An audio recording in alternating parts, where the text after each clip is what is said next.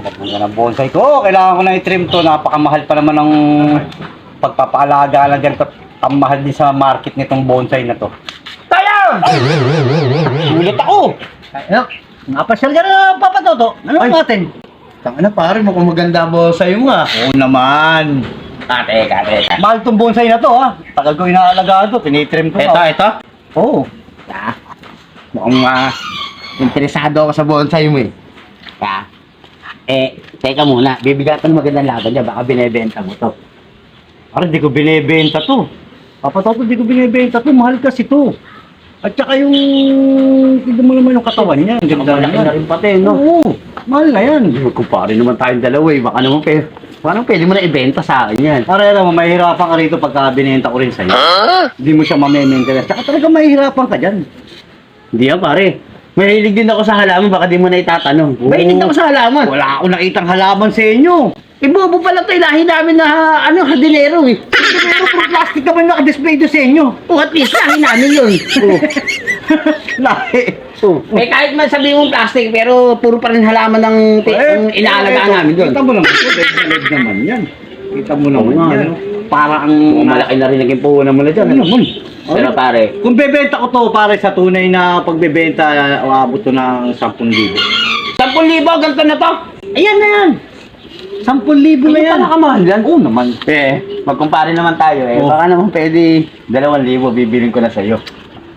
Yan na naman tayo. Inukulit mo na naman ako. Yan na naman eh. Pare naman. Alam ka naman tubuhan mo pa ako eh. Yung inaanak mo, anak ko. Di ba? Yun na lang ang Dati titi. sa bata, yan ang kahinaan ko. Binabanggit mo na naman Oo yan. naman eh. Minsan lang naman magbenta mo na pare. Dito. Ah, sige. Ito naman eh. Huwag ka nang mahiya sa akin. Oh. Ayan oh. 2,000? Oo. Pwede na yun pare. Magtagal mo naman konti. Pare naman. Magkumpare na tayong dalawa. Kakachiin mo pa ako. Basta Okay na yan. sinabi ko sa'yo ha. Oo. Pare, mukhang... Mahihirapan ka dyan. Bahala ka. Masalagaan mo yan. Mahihirapan ka dyan. Ang hirap ng alaga ko rin dyan. Ay, huwag ka mag-alala pare. Sige, sa'yo na to. Ako na bahala dyan sa partner. Sige. Gusto ko naman eh. Oh. Parang ang bigat. Di ba sabi ko sa'yo? Mahihirapan ka dyan. Di ba sabi ko sa'yo? Oo nga, baka naman pwede mo ako tulungan pare. Hindi kita ba... mahihirapan din ako dyan. Pare naman. Nakapix kasi yan eh. Nakapix ko sa bato? Oo, yan na. Semento nga oh.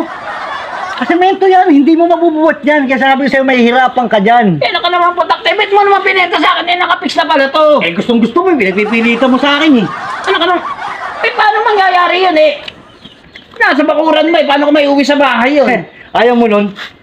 May bonsai ka na sa bakurang ko. Oh, at least may bonsai ka na sa bakurang ko. Sa'yo yan.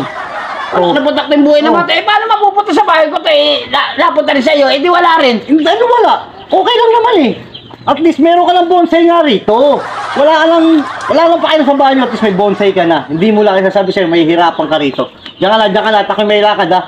Tawag pa ako ng mga kumpare, magbabonsai ko ha. Diyan ka na. Teka, nagpuntak namang... Ano naman yung pera ko? Diyos ko naman, hindi ko Wala na ngayon. nga. Yung pera mo, kailangan magbabayad din ako sa utang ha. Diyan ka na. Dali na. Kayong! Dali! Diyan ka na. Kayong! Ang buhay naman to. Binigyan niya ako ng bose, nakapix naman. Hindi ko rin may uwi sa bahay. Hayop na yun. Kayong!